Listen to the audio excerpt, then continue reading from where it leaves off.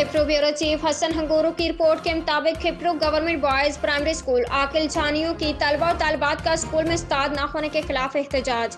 बच्चों के पुरजोश नारे हम 200 से ज्यादा तलबा हैं मगर एक उस्ताद मुकर्रर, हमें तालीम हासिल करने में दुश्वारी का सामना है।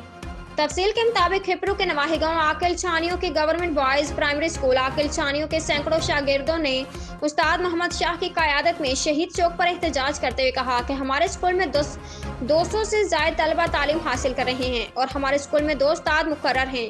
एक उस्ताद रिटायर्ड होने वाला है और सिर्फ एक उस्ताद इतने बच्चों को अकेला तालीम नहीं दे सकता, जिसकी वजह से हमारी तालीम का हर्ज हो रहा है।